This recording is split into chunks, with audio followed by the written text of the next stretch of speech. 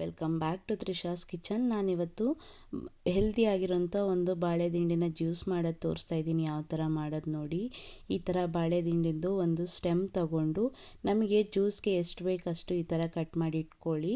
ಸಣ್ಣ ಸಣ್ಣದಾಗಿ ಕಟ್ ಮಾಡಿಕೊಂಡು ಒಂದು ಮಿಕ್ಸರ್ ಜಾರ್ಗೆ ನಾನು ಕಟ್ ಮಾಡಿ ಇಟ್ಕೊಂಡಿದ್ದಂಥ ಬಾಳೆ ದಿಂಡುಗಳನ್ನ ಪೀಸ್ಗಳನ್ನ ಹಾಕೋತಾ ಇದ್ದೀನಿ. ಅದಕ್ಕೆ ಬೇಕಾದಷ್ಟು ನೀರು ಹಾಕ್ಕೊಳ್ಳಿ. ಇದು ತುಂಬ ಒಳ್ಳೆಯದು ಹೆಲ್ತ್ಗೆ, ನಿಮಗೆಲ್ಲ ಗೊತ್ತಿರೋ ಹಾಗೆ. ಆಮೇಲೆ ನಾನು ಇದಕ್ಕೆ ಸ್ವಲ್ಪ ತಂಪಾಗಿರಲಿ ಅಂತ ಸ್ವಲ್ಪ ಕಲ್ಸಕ್ಕರೆ, ಜೀರಿಗೆ, ಮೆಣಸು ಹಾಕ್ಕೊಂಡು ಓವರ್ನೈಟ್ ನೆನೆಸ್ಕೋತಾ ಇದ್ದೀನಿ. ಓವರ್ನೈಟ್ ನೆನೆಸಿ ಆಮೇಲೆ ಮಾರನೆಗೆ ಜ್ಯೂಸ್ ಮಾಡ್ಕೊಳ್ಳಿ. ತುಂಬ ಹೆಲ್ತ್ ಬೆನಿಫಿಟ್ಸ್ ಇದೆ.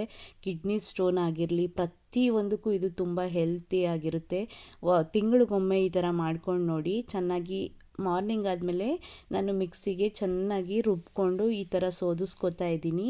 ನಿಜ ಹೇಳ್ತೀನಲ್ಲ, ಇದು ತುಂಬ ಹೆಲ್ತಿಗೆ ಬೆನಿಫಿಟ್ಸ್ ಇದೆ. ಮತ್ತೆ ಹೇಳ್ತಾ ಇದ್ದೀನಿ, ಮಂತ್ಲಿ 2 ಟೈಮ್ಸ್ ಈ ಥರ ಮಾಡ್ಕೊಳ್ಳಿ. ನೋಡಿ, ಈ ಥರ ಸೋದಿಸ್ಕೊಂಡು ಒಂದು ಗ್ಲಾಸ್ಗೆ ಸರ್ವ್ ಮಾಡ್ಕೊಳ್ಳಿ. ಇದೇ ಥರ ಮಾಡ್ಕೊಳ್ಳಿ, ಟ್ರೈ ಮಾಡಿ ಒಂದು ಸತಿ. ಇನ್ನೂ ಯಾರು ನನ್ನ ಚಾನಲ್ಗೆ ಸಬ್ಸ್ಕ್ರೈಬ್ ಮಾಡಿಲ್ಲ ಅಂದರೆ ಪ್ಲೀಸ್ ಒಂದು ಸಬ್ಸ್ಕ್ರೈಬ್ ಮಾಡಿ, ಲೈಕ್ ಮಾಡಿ, ಶೇರ್ ಮಾಡಿ. Thank you for watching.